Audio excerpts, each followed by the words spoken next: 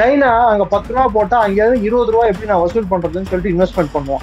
Indian investments are not like that. நாம் முன்னொரு நாட்டை சுரண்டி பிழைக்கும் தன்மை கொண்டவர்கள் அல்ல. நம் நாட்டை சுரண்டி பிழைத்தவர்கள் பல்வேறு நாடுகள். குறிப்பிட்டு சொல்ல வேண்டும் என்றால் அவங்கதான் சைனா பக்கம் போனாங்க, நம்ம போக சொல்ல. பிரச்சனைன்னு வரும்போது அவங்க கூட நின்னது யாரு? இத புரிஞ்சிக்காத நாடுகள் நம்ம சுத்தி இருக்கு. குறிப்பிட்டு சொல்லணும்னா பாகிஸ்தான் மாதிரி ஒரு முட்டாள். சைனாவோட ஒரு சேட்டிலைட் அழிந்தது, சைனாவோட ஒரு ஏவல் படை அழிந்தது, அதன் அழிவும் நெருங்கி விட்டது. சொந்த காசை சூனிய வச்சுக்கிறது எப்படின்னு சொல்லி சைனா கிட்ட கத்துக்கலாம். நம்ம நான் சர்வாதிகாரியாக மாறுவேன் அப்படின்னு சொல்லிட்டு அவரு சர்வாதிகாரியா மாறிட்டாரு. நான் யாரையும் சொல்லைங்க, நீங்க வேற தப்பா எடுத்துக்க போறீங்க. சைனாவுக்கே நல்லா தெரியும் இது எவ்வளவு தூரம் நாட்கள் இழுக்கிறதோ அவ்வளவு தூரம் ஷி ஜின்பிங் வீக் ஆயிடுவாருன்னு சொல்லிட்டு. ரெண்டாவது, ஆபரேஷன் சிந்தூர்ல அவங்க வெப்பன் சிஸ்டம்ஸ் எல்லாம் அழிஞ்சதும் அவங்க இதெல்லாம் போனதும் இன்னைக்கு சைனா உலக மார்க்கெட்ல சைனாவோட பொருட்களை வாங்குறதுக்கும் அவங்கள வெப்பன்ஸை வாங்குறதுக்கு எல்லாம் பயப்படுறான். இளைய பாரத நேயர்களுக்கு வணக்கம். இன்னைக்கு நம்ம நேர்காணல நம்ம சிறப்பு விருந்தினர் டிஃபென்ஸ் எக்ஸ்பர்ட்ஸா இருக்கக்கூடிய டாக்டர் நிரஞ்சன் சார் அவர்கள் தான். சார் வணக்கம் சார். ஜெயின் வணக்கம். மோடி அவர்கள் இப்ப கானா போயிருக்காரு. அங்க போயிட்டு நம்ம எவ்வளோ எலக்ட்ரிக் வெஹிக்கிள் சம்பந்தமான விஷயம் நிறைய டீல் பண்ணியிருக்கோம். இதை இந்த மாதிரி விஷயங்கள்லாம் சைனாக்கு கவுண்டர் பண்ற மாதிரி நிறைய விஷயங்கள் மோடி அவர்கள் பண்ணியிருக்காருன்னு சொல்லிடப்படுதே சார். என்னென்ன விஷயங்கள் பண்ணியிருக்காரு சார் கானா போயிட்டு? சார் நம்ம எலக்ட்ரிக் வெஹிக்கிள் டீல் பண்ணியிருக்கோம், கானாக்கு இன்ஃப்ராஸ்ட்ரக்சர் டெவலப்மெண்ட் பண்ணி கொடுக்குறோம்னு சொல்லியிருக்கோம். கட்டுமான ரீதியில் அந்த நாட்டின் உள்கட்டுமானத்தை மேம்படுத்துவதற்கு எதையுமே நட்பை நாடி அந்த நாட்டின் வளர்ச்சியை நாடி பண்றோமே தவிர்த்து இதுல எனக்கு எவ்வளவு கமிஷனு எவ்வளவு கட்டிங்கு எவ்வளவு லாபம்னு சொல்லி பாக்குற நாடு இந்தியா இல்ல. சைனா அங்க 10 ரூபா போட்டா அங்க இருந்து 20 ரூபா எப்படி நான் வசூல் பண்றதுன்னு சொல்லிட்டு இன்வெஸ்ட்மெண்ட் பண்ணுவோம். Indian investments are not like that. அதனால்தான் குளோபல் சவுத்துக்கு லீடர்னு சொல்லிட்டு உலகம் ஏற்றுக்கொண்ட வண்ணம் இருக்கக்கூடிய ஒரே நாடு இந்தியா. நாம் முன்னொரு நாட்டை சுரண்டி பிழைக்கும் தன்மை கொண்டவர்கள் அல்ல. ஏனென்றால் நம் நாட்டை சுரண்டி பிழைத்தவர்கள் பல்வேறு நாடுகள். குறிப்பிட்டு சொல்ல வேண்டும் என்றால் பிரிட்டன். அந்த வழி என்னன்னு சொல்லிட்டு எல்லாருக்கும் தெரியும். ஒரு நாட்டை அடிமைப்படுத்தி நாம் வாழ வேண்டும் என்ற அந்த ஒரு எண்ணம் எந்த ஒரு இந்தியனுக்கும் இருந்ததில்லை, இருக்காதுன்னு நினைக்கிறேன் நான். மற்ற நாடுகள் கருதலாம், ஆமா நம்மளோட இருப்பை தக்க வைப்பதற்கு மற்ற நாடுகள், மூன்றாவது நாடு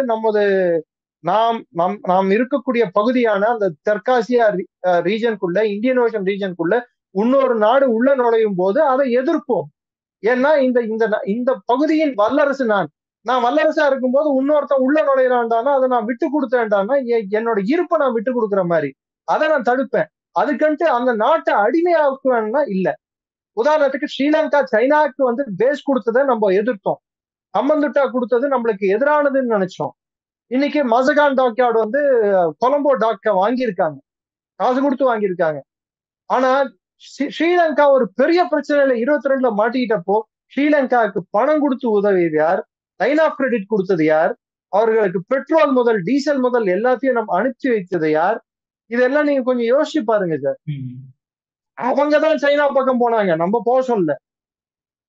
ஆனா பிரச்சனைன்னு வரும்போது அவங்க கூட நின்னது யாரு?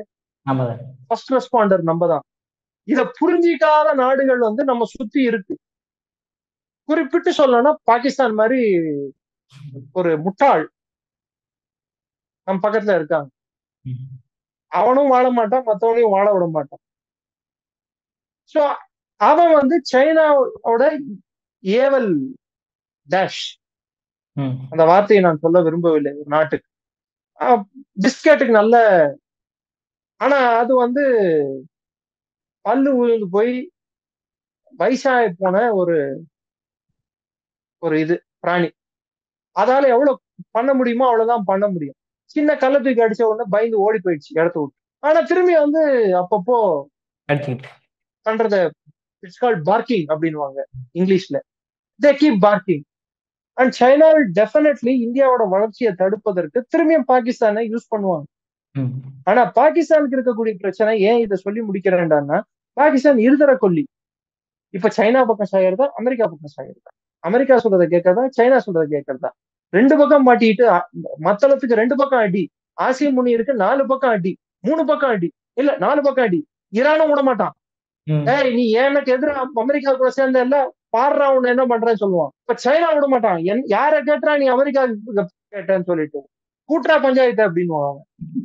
இந்தியா என்ன சொல்லும், மாட்டினியா இதுதான் எனக்கு சான்ஸ், நீ எல்லா சைடும் கோல் போடுறியா வா இதுதான் சான்ஸ், உனக்கு ரெட் கார்டு இத்தோட நான் காட்டிடுறேன், இத்தோட நீ எந்த டீம்லயும் ஆடக்கூடாது அப்படின்னு சொல்லிட்டு இந்தியா ரெடி ஆயிட்டு இருக்கு.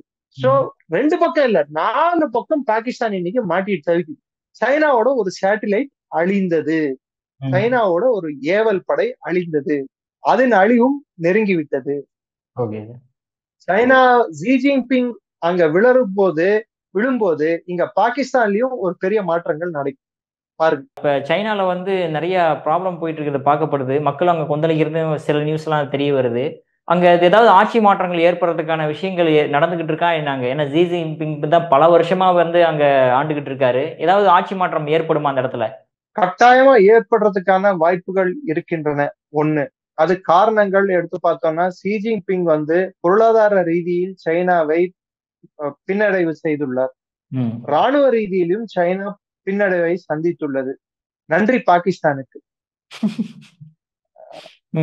சொந்த காசை சூனிய வச்சுக்கிறது எப்படின்னு சொல்லி சைனா கிட்ட கத்துக்கலாம். நம்ம கொடுக்க கூடாதவனுக்கு கொடுத்தா அவன் என்ன பண்றதுன்னு தெரியாது. குரங்கு கிட்ட சந்தன மாலை கொடுத்த மாதிரி, ஃபர்ஸ்ட் ஆஃப் ஆல் சந்தன மாலை இல்ல, அது ஒரு வேஸ்ட் பீஸ், சந்தன மாலை மாதிரி இருக்கக்கூடிய பிளாஸ்டிக் மாலை, அதை கொடுத்தான். அதை அவன் எப்படி யூஸ் பண்ணன்னு தெரியாம கடிச்சு கடிச்சு பார்த்து குரங்கு எப்படி துப்பி மென்னு கீழே துப்பிடுமோ அது மென்னு துப்பிடுச்சு. இன்னைக்கு சைனாவோட ப்ராடக்ட், டிஃபென்ஸ் ப்ராடக்ட் எல்லாம் வேஸ்ட் அப்படின்னு சொல்லிட்டு, அப்போ அந்த நாட்டுக்குள்ள இருக்கிற மக்களுக்கு முதல்ல அந்த அரசு, சைனீஸ் அரசு அப்படின்றத வந்து எதை நம்பி இருக்குடான்னா ராணுவத்தை நம்பி இருக்கு. நாட்டுக்கான ராணுவம் அல்ல, கட்சிக்கான ராணுவம். பீப்புள்ஸ் லிபரேஷன் ஆர்மி பேரு, PLA army, PLA navy, PLA air force. கட்சியின் ராணுவம், கட்சியின் கப்பற்படை, கட்சியின் விமானப்படை தான் அது. அது நாட்டின், இது நம்ம நாட்டுல வந்து என்ன சொல்லுவோம், நாட்டின் விமானப்படை, நாட்டின் ராணுவம், நாட்டின் கப்பற்படைன்னு. அங்க அந்த கட்சியை காப்பாத்துறது தான் உங்களுக்கு தலையாய கடமை. இந்த அது ஷி ஜின்பிங் கூட சேர்ந்து ஒரே காலகட்டத்தில் உயர்நிலைக்கு வந்த ராணுவ அதிகாரிகள், கேவைடாங் போன்ற அதிகாரிகள்,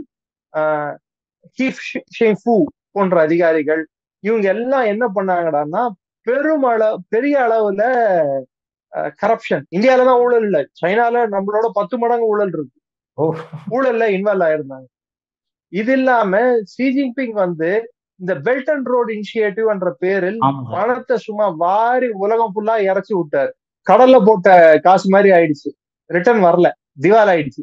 எந்த நாடு வாங்கின கடனை திருப்பி கொடுக்க முடியாத சூழ்நிலை. ஏன்னா வட்டி இஷ்டத்துக்கு, கந்து வட்டி, மீட்டர் வட்டி, எல்லா வட்டியும் போட்டா எப்படி கட்ட முடியும்? உதாரணத்துக்கு பாகிஸ்தான் வந்து என்னைக்காவது சைனாக்கு கொடுத்த காசை கொடுக்க முடியுமா சொல்லுங்க, நீங்க சொல்லுங்க. நிச்சயமா சார், அவங்க ஸ்ரீலங்கா யாருமே கொடுக்க முடியாது சார், யாருமே கொடுக்க முடியாது. அந்த கொடுக்க முடியாத தன்மை ஆப்பிரிக்கா, லாட்டின் அமெரிக்கா போன்ற நாடுகள் வரைக்கும் நீண்டிட்டு இருக்கு. மூணாவது, சைனாவோட உள்நாட்டு பொருளாதாரம் மிக மிக ஒரு இக்கட்டான சூழலில் உள்ளது. ஓகே சார், அந்த இக்கட்டான சூழ்நிலை அப்படிங்கும் போது எதனால அந்த மாதிரி சூழ்நிலைகள்லாம் வருது? ஆல்ரெடி நீங்க சொல்றீங்க கடனை திருப்பி கொடுக்க மாட்டேங்கிறாங்க அப்படின்ட்டு, மேற்கொண்டு இன்னும் எல்லாத்துக்கும் கடன் கொடுத்துட்டு தான் இருக்கிறாங்க. அந்த டெப்ட் ட்ராப் அப்படின்ற விஷயத்துல வந்து எல்லாத்தையும் உழ வைக்கணும்னு ஐடியா பண்ணிருக்காங்க. நீங்க டெப்ட் ட்ராப் பண்றது ஒரு பகுதி, மற்ற நாடுகளுக்கு கொடுக்குற கடன். உள்நாட்டு உற்பத்தி, முதல்ல வேலை பார்க்கறதுக்கு ஆள் வேணும் இல்ல உங்க நாட்டுல. ஒன் சைல்டு பாலிசின்னு எடுத்துட்டு வந்துட்டு குழந்தையே பெத்துக்காத அளவுக்கு ஆக்கிட்டீங்க உங்க நாட்டுல. புள்ள குட்டியா பிறக்காம குடும்பம் நடத்திட்டு இருந்தா, வயசானவங்க வந்து 45-50 வயசானவங்க எல்லாருமே வந்து அவங்களுக்கு உடல் ரீதியான பாதிப்புகள் பல்வேறு இது வரும். கோவிட் வந்து போன அப்புறம் அதிகமான பாதிப்புகள் வந்த வண்ணம் சைனாவில் இருக்கிறது.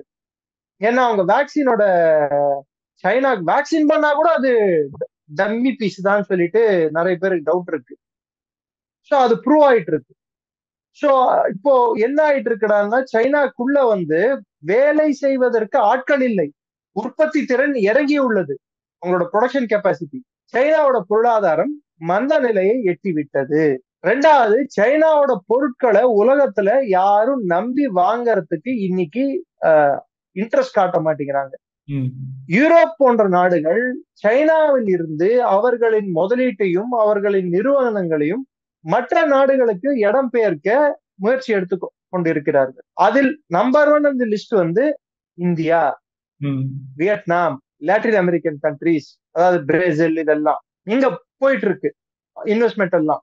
சோ சைனால இருக்கக்கூடிய உள்நாட்டு உற்பத்தி விழுவதற்கு உள்நாட்டு அரசியல் சூழல் ஒரு காரணம், ஷி ஜின்பிங்கின் ஆட்சி முறை ஒரு காரணம், ஷி ஜின்பிங்கின் சர்வாதிகாரி போக்கு. அதாவது அவர் யார் சொல்றதையும் கேட்க மாட்டார், சுத்தி எல்லா நாடுகிட்டையும் வம்பு அளிக்கிறது, சென்ட்ரலைசேஷன் ஆஃப் பவர். அவர் பவரை மொத்த யாருக்கும் விட்டு கொடுக்க மாட்டார். நான் சர்வாதிகாரியாக மாறுவேன் அப்படின்னு சொல்லிட்டு அவர் சர்வாதிகாரியா மாறிட்டாரு. அவர் நான் யாரையும் சொல்லுங்க, நீங்க வேற தப்பா எடுத்துக்க போறீங்க. Okay okay sir. அவ்வளோ அப்படி சொல்றவங்க எல்லாம் இப்படிதான் அஃபெக்ட் ஆவாங்க. Okay sir. அவ்வளோ கண்டிஷன் போட்டு அவ்வளோ இதாகியுமே வந்து ஏன் என்ன ஒரு சேஞ்ச் பண்ணாம வச்சிருக்காங்க இன்னும் சைனாவுல?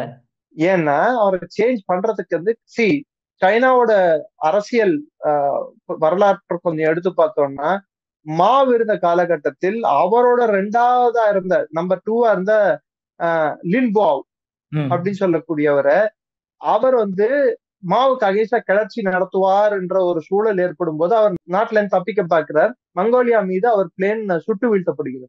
மாவ் இறந்து போன பிற்பாடு மாவின் மனைவி ஆட்சியை கைப்பற்ற ட்ரை பண்றாங்க. அப்போ டென்சோபியாங் போன்ற சிலர் வந்து கலெக்டிவ் லீடர்ஷிப் பண்ற ஃபார்முலாவில அந்த கம்யூனிஸ்ட் பார்ட்டி காங்கிரஸ் அவங்க அதுல இருக்கக்கூடிய கலெக்டிவ் லீடர்ஸ் எல்லாம் சேர்ந்து அந்த பெண்மணியை அகற்றுகிறார்கள், கைது செய்கிறார்கள். மாவோட மனைவியை கைது செய்யறாங்க. அதுக்கப்புறம் எடுத்து பாத்தீங்கன்னா 1987 அந்த காலகட்டங்கள் தினமென் ஸ்கொயர் மேசக்கர் நடக்கிறதுக்கு முன்னாடி ஒரு சில சம்பவங்கள் நடந்தது.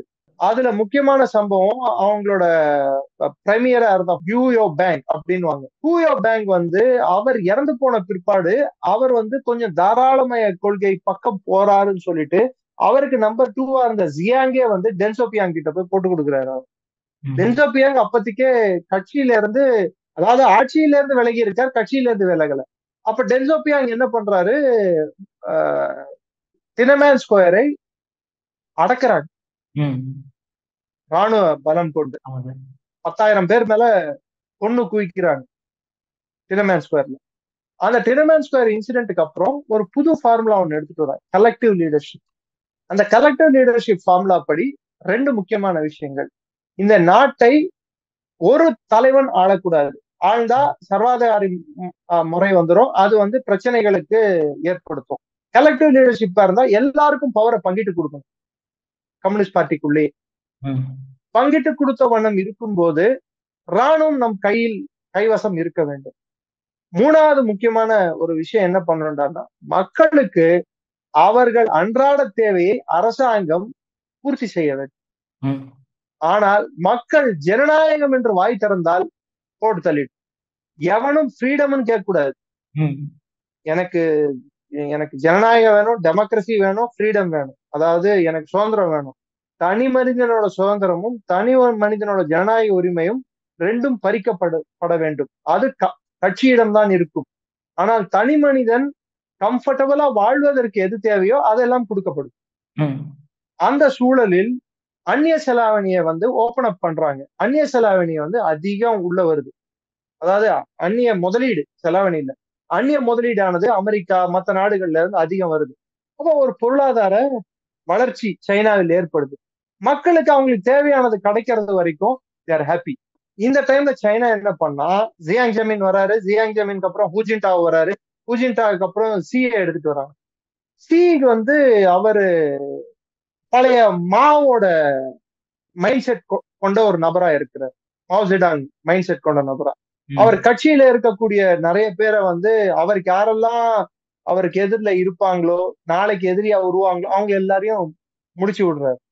Finished off many of his opponents கட்சிக்குள்ளேயே முடிச்சு விட்டுட்டு அவருக்கு தேவையான ஃபுஜியான் கிளிக் அப்படின்வாங்க, அவருக்கு கூட இருந்து அவர் கூடயே வளர்ந்த அதிகாரிகளை அவர் அரசாங்கத்தில் நிரப்புகிறார், சென்ட்ரலைஸ் பண்றார். அவரோட ஆட்சியை வந்து கிட்டத்தட்ட ஒரு மனிதனோட ஆட்சியாக அந்த ஆட்சி மாறுது. கலெக்டிவ் லீடர்ஷிப்ல இருந்து இண்டிவிஜுவல் லீடர்ஷிப்புக்கு வருது. 2வது, அவர் வாழ்விருக்கும் வரை அவர்தான் சேர்மன் அப்படின்னு சொல்ற ஒரு கட்டத்துக்கும், party general secretary is a powerful post, central military commission chairman is the powerful post சைனால. இது 2த்துக்கும் நான் தான் அப்படின்னு சொல்லிட்டு அவர் இருக்கிற வரைக்கும் சொல்லிட்டு அனௌன்ஸ் பண்ணிக்கிறார். கிட்டத்தட்ட மாவியை மிஞ்சிட்டார். ஓ. ஸோ இந்த காலகட்டத்துல வந்தது கோவிட். ம். கோவிட் முதல்ல சைனாவை அடி வாங்காத மாதிரி இருந்தாலும் பொருளாதார ரீதியில் அடி வாங்க வைக்குது. அடுத்தது உலக நாடுகள் சைனாவை வெறுக்க ஆரம்பிக்கின்றன கோவிடால். மூணாவது, உலக நாடுகள் எல்லாமே மந்த நிலையை எட்டுகிறது, பொருளாதார மந்த நிலை. ம். நெக்ஸ்ட், சைனா என்ன பண்றான், இந்த கோவிட சாக்கா வச்சுட்டு இருக்கிற எல்லா நாடுகிட்டையும் வம்பு அளிக்கிறான். சுத்தி யாரெல்லாம் இருக்காங்களோ எல்லா நாடு கூடயும் பகைதான், யாருக்கிட்டையும் நட்பு இல்ல. கோவிட் பீக்ல இருக்கும் போதுனாங்க நம்ம கல்வான்ல நம்மள சண்டைக்கு இழுத்தான். ஆமா. கோவிட் இருக்கும் போது தாய்வான்ல வந்து நான் பிடிச்சிப்பேன் அப்படின்னா எல்லாரையும் சண்டைக்கு இழுக்கிறது, எல்லாரையும் வம்படியா போயிட்டு அவங்கள பிரச்சனை உண்டாக்குறது. கேட்டா என்கிட்ட 400 கப்பல் இருக்கு, J-35, J-10, J-15, வாய்க்கு வந்த பிளேன் பேர் எல்லாம் அமெரிக்கா பிளேனை காப்பி அடிச்சு டூப்ளிகேட் பண்ணி விட்டு J-35A, J-17, J-10 அப்படின்னு சொல்லிட்டு பேரை வச்சுக்கிட்டு எங்க பிளேன் எவ்வளவு பலம் வாய்ந்தது, எவ்வளவு சக்தி வாய்ந்தது, பியாண்ட் விஷுவல் ரேஞ்ச், எங்க கேப்பபிலிட்டி என்ன அப்படின்னு சொல்லிட்டு கடைசியில 2023 நினைக்கிறேன் அவங்க மெசைல்ல இருந்த ஃபியூவலுக்கு பதிலா தண்ணி வச்சிருந்தோம். ஏவுகணையில ஃபியூவல் இருக்கணும், ஃபியூவல் இல்ல, தண்ணி இருந்தது. அப்போ இருந்த ராணுவ ஜெனரல்களை வந்து அகற்றினாங்க. இப்ப இருக்கிறது வந்து டாங்னு நினைக்கிறேன் ஜெனரல், அவங்க டிஃபென்ஸ் மினிஸ்டர் அகற்றினாங்க, லீ ஷிங்ஃபூ நினைக்கிறேன், அவர் அகற்றினாங்க. அதே மாதிரி அவ சீக்கு பக்கபலமாக நிறைய விஷயங்கள் இருந்தவர் யாருன்னா ஜெனரல் வெய் அப்படின்னு சொல்லுவாங்க. அவர் வந்து வயதாயிடுச்சு. அவரும் வந்து இந்த ஃபுஜியான் கிளிக் நான் சொன்னேன் பாத்தீங்களா, அந்த ஃபுஜியான் கிளிக்கை சேர்ந்தவர். ஃபுஜியான்ன்றது வந்து ஒரு நகரம் சைனால, அதை சேர்ந்தவர். ஸோ அவர் வந்து இப்போ வீக் ஆயிட்டார். ஹீ வை டாங், ஜெனரல் வெய் அப்படின்வாங்க, ஹீ வை டாங் அவரோட ஃபுல் நேம். அவர் வந்து நம்பர் 3 பார்ட்டியில. நம்பர் 2 யாருன்னு பாத்தீங்கன்னா சென்ட்ரல் மிலிட்டரி கமிஷன் சொல்லுவாங்க. சைனால வந்து அதிகபட்சமான ஒரு அமைப்பு வந்து சென்ட்ரல் மிலிட்டரி கமிஷன், ராணுவத்தை கட்டுப்பாட்டில் வைத்திருக்கக்கூடிய அமைப்பு.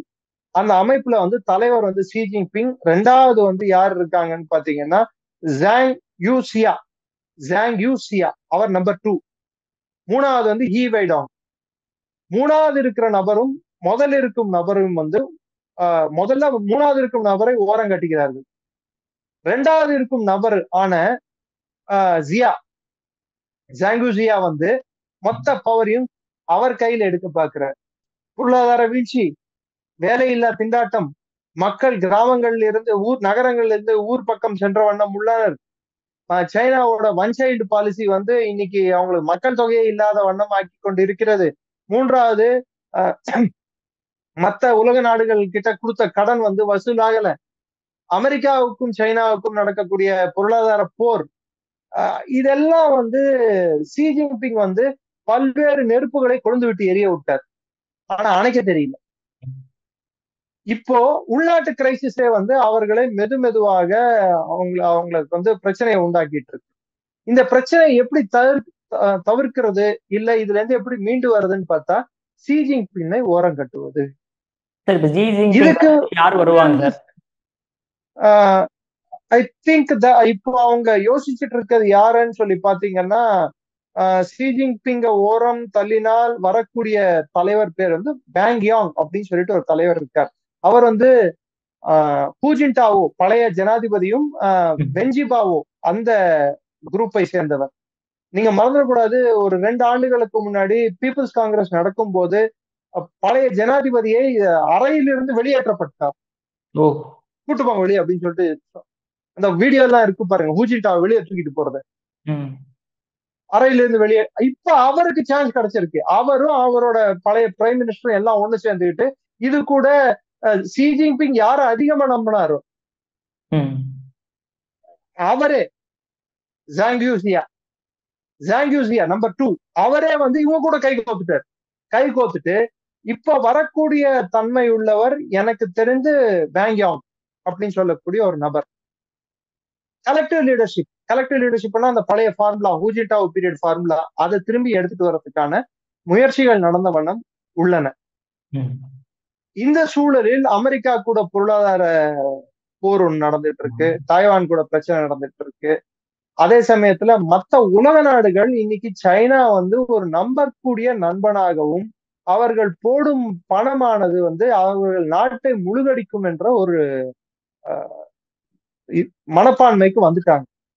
அவங்க என்ன பண்றாங்க, அவங்க இது அதாவது வளரும் நாடுகள் ஒரு நாடை ஒரு அடுத்த வல்லரசாகவும் ஒரு நேர்மையான வல்லரசாகவும் மக்களுக்கு எல்லா உலக மக்களுக்கும் குறிப்பிட்டு சொல்ல வேண்டும் என்றால் பொருளாதார ரீதியில் பின்தங்கிய நாடுகளாக இருக்கக்கூடிய லாட்டின் அமெரிக்க நாடுகள், ஆப்பிரிக்க நாடுகள், சில ஆசிய நாடுகளுக்கு முன்னோடியாக இருக்கக்கூடிய நாடாக ஒரு நாடை எந்த நாட்டை கருதுகிறார்கள் என்றால் இந்தியாவை. எந்த தலைவனை வந்து அவர்கள் அப்படி அன்னார்ந்து பார்க்கிறார்கள் என்றால் திரு நரேந்திர தாமோதர் தாஸ் மோடி அவர்களை. நீங்க மத்தவங்க ஒத்துக்காம போலாம், இந்திய எதிர்கட்சிகள் அவர்கள் பார்வை வைக்கலாம். இந்த ஜனநாயக உரிமை சைனால இல்ல, இங்க இருக்கு. அதனால நம்ம என்ன வேணாலும் பேசலாம் பிரதமரை பத்தி, தப்பில்லை, அவதூறா இல்லாத வரைக்கும். ஆனா நேத்து அவர் கானா போயிருக்காரு, கானாவின் உயிரை உயிர்ந்து அவருக்கு கொடுக்கப்பட்டுள்ளது. பிரிக்ஸ் சமிட் போறாரு, பிரிக்ஸ்ல வந்து அவருக்கு ஸ்டேட் பேங்க்வெட், அதாவது அவங்களோட ஜனாதிபதி அவருக்கு விருந்தளிக்க போகிறார் பிரதமருக்கு. இந்த சூழ்நிலையில் ஷி ஜின்பிங் உள்நாட்டுல அவர் இருக்கிற இருப்பே வந்து அவரால் தக்க வச்சுக்க முடியுமான்ற கேள்வி இருக்கும்போது பிரிக்ஸ் சமிட்டுக்கு போகும்போது ஆட்சியை மாத்திட்டாங்கன்னா, no is no more premier, நீ ராஜா நீ அங்கேயே இருந்துரு அப்படின்னு சொல்லிட்டாங்கடான்னா. அதுவும் இங்க போனப்புறம் எங்க போனாலும் பழைய எஜமான் படத்துலதான் ஆக்டர் நெப்போலியன் சொல்வார் ஒரு டைலாக், இளவு வீடா இருந்தா நான் தான் பணமா இருக்கணும், கல்யாண வீடா இருந்தா நான் தான் மாப்பிள்ளையா இருக்கணும்ட்டு. சைனாவோட ஸ்டைல் அதுதான், எங்க போனாலும் அவங்கதான். அப்பதான் நான் அமெரிக்காவுக்கு டஃப் கொடுக்குறேன்னு சொல்லி காட்டிக்கணும். ஆனா இப்ப பிரேசில் என்ன பண்ணிடுச்சு, நீர் ராஜா நான் மோடிக்கு அவருக்கு கொடுக்க வேண்டிய மரியாதையை கொடுக்க வேண்டிய தருணம் வந்துருச்சு, அதை கொடுக்குறோம் அப்படின்ட்டாங்க. இன்னைக்கு உற்பத்தியில சைனா முதலிடம், அமெரிக்கா 2வது இடம், ஜப்பான் 3வது இடம், ஜெர்மனி 4வது இடம், 5வது இடம் இந்தியா. ஜெர்மனிக்கும் நம்மளுக்கும் தோராயமா எடுத்து பார்த்தோம்னா 780 ஒரு $70 பில்லியன் தான் வித்தியாசம். கூடிய விரைவில் நம் 4வது இடத்துக்கு சென்று விடுவோம் என்று எல்லாரும் எதிர்பார்க்கிறார்கள். Okay sir. இப்ப இந்தியாவுக்கும் சைனாவுக்கும் உள்ள ரிலேஷன்ஷிப் எப்படி சார் இருக்கு? நம்ம இம்போர்ட்ஸ் எக்ஸ்போர்ட்ஸ் எல்லாமே வந்து நம்ம வந்து சைனால இருந்து நிறைய விஷயங்கள் வந்து தடுத்து நிறுத்தினதாகவும் நியூஸ் எல்லாம் வருது. இன்னைக்கும் வந்து அவங்களுக்கு அந்த அட்வான்டேஜ் இருக்கு. சைனாக்கு வந்து அதிக பொருட்கள் சைனாவிலிருந்து நம்ம வாங்கிய வண்ணம் தான் உள்ளோம். அதற்கு காரணம் 2004 இருந்து 2014 இருந்த ஒரு அரசானது இந்தியாவின் உற்பத்தியை முழுமையாக அழித்தது. குழந்தைங்க விளையாடுற பிளாஸ்டிக் பால் முதல் கொண்டு பெரிய உபகரணங்கள் வரை, நீங்க யூஸ் பண்ண செல்போன்கள் வரை எல்லாமே வந்து சைனா மேடா இருக்கு. இந்தியால வெறும் சர்வீஸ் செக்டாரை மாத்திரம்தான். ரகுராம் ராஜன் ஒருத்தர் இங்க கொண்டாடுவாங்க அவரே என்ன சொன்னார், India should concentrate only on service sector, manufacturing நம்ம கான்சென்ட்ரேட் பண்ணக்கூடாதுன்னு சொன்னாரு. இன்னைக்கு மேனுஃபேக்சரிங்கும் சர்வீஸ் செக்டாரையும் பேலன்ஸ்டா வச்சுட்டு பண்றதுனாலதான் இன்னைக்கு மேனுஃபேக்சரிங் வளர்ந்துட்டு இருக்கு. இன்னைக்கு ஆபரேஷன் சிந்தூர்ல உள்நாட்டு உற்பத்தியை திறனால்தான் நம்ம ஆபரேஷன் சிந்தூரை சக்சஸ்ஃபுல்லா செய்ய முடிஞ்சது. சைனா வந்து அவங்க பண்ண பொருள் வந்து வாரண்டி கேரண்டி இல்லாத பீஸ்ன்னு உலகத்துக்கே படம் போட்டு காட்ட முடிஞ்சது. சோ சைனாவோட பொருளாதார வீழ்ச்சி, ராணுவ வீழ்ச்சியும் ஒரே சமயத்தில் நடக்கிறது. இந்த வீழ்ச்சியை அவர்கள் பிடிச்சு நிறுத்தணும்னு நினைச்சாங்கன்னா ஆட்சி மாற்றம் தேவை. அதற்கான முன்னேற்பாடுகள் இப்போ நடந்து கொண்டு இருக்கிறது சைனா. சார் இப்ப வந்து மோடி, ஆனால் ஷி ஜின்பிங் ஒரு கார்டு பிளே பண்ணலாம், லாஸ்ட் கார்டு. இந்தியா கூட ஒண்ணு வம்புக்கு வலிக்கலாம், இல்ல தாய்வான வம்புக்கு வலிக்கலாம். சோ இந்தியா இப்போ கீனா சைனா வாட்ச் பண்ண வேண்டிய தருவாய். சப்போஸ் வம்பு வந்து நமக்கும் அவர்களுக்கும் ஒரு போர் சூழல் ஏற்பட்டால் சைனாவுக்கே நல்லா தெரியும் இது எவ்வளவு தூரம் நாட்கள் இழுக்கிறதோ அவ்வளவு தூரம் ஷி ஜின்பிங் வீக் ஆயிடுவாருன்னு சொல்லிட்டு. சோ அவரோட குறி வந்து இந்தியாவோட அதிகமா தாய்வானை நோக்கி தான் இருக்கும். ஏன்னா இந்தியா கூட அவங்க வந்து நட்பை நாடும் வண்ணம் தான் சில விஷயங்கள் செய்கிறார்கள். ஆனா அவங்க முழுமையா நம்பக்கூடாது. அதுக்கு எக்ஸாம்பிள் ஷாங்காய் கார்பரேஷன்ல எப்படி பெஹல்காம் அட்டாக்க சேர்க்காம விட்டது.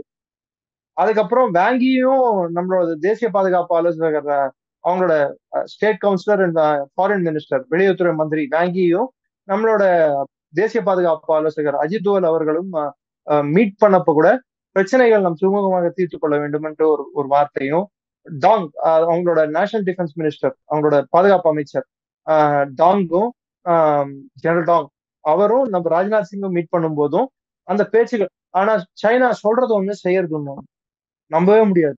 பாகிஸ்தானோட ஒரு மோசமான ஒரு நாடு சைனா. இந்தி சீனி பாய் பாய் முதுகுல குத்துனவன் தானேங்க பாகிஸ்தானால தெரிஞ்ச விரோதி. அவன் நம்மளுக்கு இதுதான் பண்ணுவான்னு தெரியும், ஆனா இவன் நண்பன் நண்பன்ட்டு பின்னாடி குத்துவான். So we cannot trust the Chinese. இந்த சூழலில் இந்தியா வளரும் நாடுகளின் ஒரு காவலனாகவும் பின்பற்ற வேண்டிய ஒரு நாடாகவும் பல்வேறு ரீதியில், பொருளாதார ரீதியில், இராணுவ ரீதியில், மற்ற ரீதியில் ஒரு நாட்டை அவர்கள் பின்பற்ற வேண்டும், வளர்ச்சியை பின்பற்ற வேண்டும் என்றால் எல்லோரும் இந்தியாவை பார்க்கிறார்.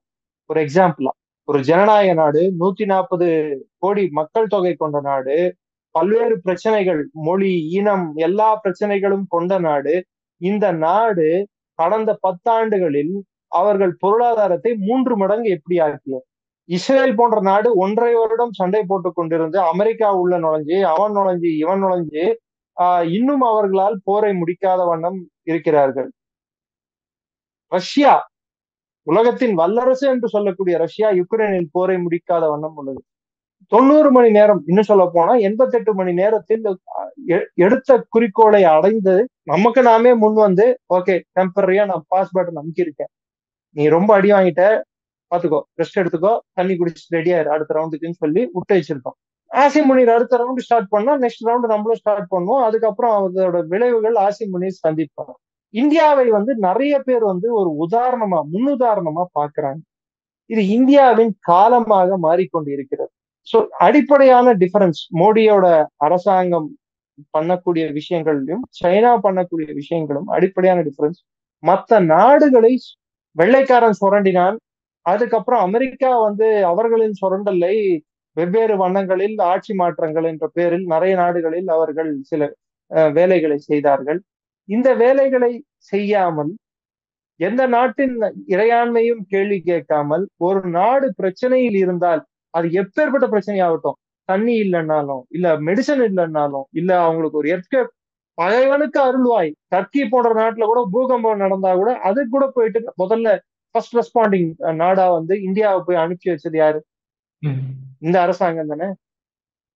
சோ யாரையும் எதிர்க்காம எல்லோரும் நல்லா இருக்கணும்ன்ற ஒரு தன்மையோடு, என் வளர்ச்சி மாத்திரமில்ல எல்லோரும் வளர்ச்சியும் தான் என் வளர்ச்சியும் என்ற ஒரு கண்ணோட்டத்தோடு செல்லும் இந்தியாவை எல்லோரும் பார்க்கிறார்கள். சைனாக்கு இருக்கக்கூடிய பிரச்சனை என்னன்னா, அவன் மிடில் கிங்டம் அப்படின்னு, உலகம் என்ன சுத்தி சுத்துது அப்படின்னு ஒரு ஒரு மனப்பான்மையோடு இருக்கக்கூடிய நாடு. நம்ம அப்படி இல்லை, வசுதேவ குடும்பகம், எல்லாரும் நம் ஒரே குடும்பத்தை சேர்ந்தவர்கள் என்ற ஒரு அடிப்படை தத்துவத்தை புரிந்த நாடு நாம். இந்த 2 டிஃபரன்ஸ் தான் இன்னைக்கு உலகம் பார்த்துக்கிட்டு இருக்கு. கன்ஃபார்மா ஷி ஜின்பிங் மாற்றப்படுவாரா என்று கேட்டால் சைனாவுக்கும் தெரியும், அவர் மாற்றப்பட வேண்டிய கட்டம் எட்டிவிட்டது, அந்த தருவாயில் தான் இருக்கிறார். 1 மாதத்தில் நடக்குமா இல்லை 2 மாதத்தில் நடக்குமா என்பதுதான் கேள்வி. இந்தியா வளர்வதை இனிமேல் யாராலும் தடுக்க முடியாது. அது சைனாவுக்கும் புரிந்து விட்டது. சார், இந்த ஜி ஜின்பிங் ஆட்சி மாற்றத்துல இந்தியாவோட குறுக்கீடு ஏதாவது இருக்குதா சார்? இன்டைரக்டா ஏதாவது போய் நம்ம ஏதாவது வேலை பார்த்துட்டு இருக்கோமா? நான் இந்திய அரசாங்கத்தின் அதிகாரப்பூர்வமான எந்த விஷயத்தையும் சொல்றதுக்கு எனக்கு அரசியல் பொறுப்பு வகிக்கவில்லை. 2வது, நான் இந்திய உளவுத்துறை சார்ந்தவனும் அல்ல. உங்க மாதிரி ஒரு காமன் மேன் என்கிட்ட போயிட்டு இந்த கேள்வியை கேட்டா எனக்கு எப்படி சார் தெரியும்? இருக்கலாம், இருக்காமலையும் இருக்கலாம். அது வெவ்வேறு வண்ணங்களிலும் இருக்கலாம். ஓப்பனா நம்மளுக்கு நிறைய விஷயங்கள் தெரியாது. பட் இந்தியா இஸ் கீன்லி வாட்சிங் what is happening in China. We are interested. அதுக்கு ஒரு உதாரணம், தலை லாமா அடுத்த தலைவரை தீர்மானிப்பது, அதாவது நெக்ஸ்ட் தலை லாமா யார் என்று தேர்ந்தெடுப்பது சைனாவை நான் கேட்க மாட்டேன் போடா அப்படின்ட்டாரு. இது யார் கொடுத்த தன்னம்பிக்கையில இந்த வார்த்தையானது வந்திருக்கும் நீங்க நினைக்கிறீங்க?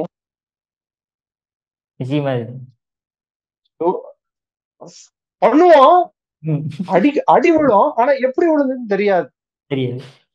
ரெண்டாவது ஆபரேஷன் சிந்தூர்ல அவங்க வெப்பன் சிஸ்டம்ஸ் எல்லாம் அழிஞ்சதும், அவங்க இதெல்லாம் போனதும், இன்னைக்கு சைனா உலக மார்க்கெட்ல சைனாவோட பொருட்களை வாங்குறதுக்கும் அவங்கள வெப்பன்ஸை வாங்குறதுக்கு எல்லாம் பயப்படுறான். அதுவும் இந்தியா பண்ண ஒரு வேலை தானே. அடிச்சது பத்தாம அதை வேற இந்த இதை இங்க அடிச்சோம், இந்த இதை இங்க அடிச்சோம் அபிஷியலா போட்டு காட்டிட்டோம் வீடியோவா. படத்தை பார்த்துக்கோங்க சாமி அப்படின்ட்டு. ஸோ இதெல்லாம் உலகம் பார்க்குது சார். ஸோ பட் சைனாவோட இன்டர்னல் டைனமிக்ஸ் வந்து அவங்க மக்கள் தொகை அவங்களுக்கு இருக்கக்கூடிய மிகப்பெரிய பிரச்சனை. மக்கள் இல்ல, நகரங்கள் காலியாகின்றன. இது கடந்த 3 வருடமாக நடந்து கொண்டு இருந்த ஒரு விஷயம் இன்னைக்கு பூதாகாரமாக வடிவெடுத்துள்ளது. ஷி ஜின்பிங் மாறுவார் என்பது சைனா மக்களின் நம்பிக்கை, இந்தியாவின் நம்பிக்கை, உங்களின் நம்பிக்கையும் இருக்கும், என்னோட நம்பிக்கையும் இருக்கும். ஏன்னா எந்த சர்வாதிகாரியும் மக்களை துன்புறுத்தும் எந்த நபராக இருந்தாலும் அந்த நபர், அந்த ஆட்சி மாற்றப்பட வேண்டும், அது எங்கே இருந்தாலும். சார், உங்க அற்புதமான கருத்தை இளையபாதனோட பந்ததற்கு மிக்க நன்றி சார். ஜெயின், நன்றி.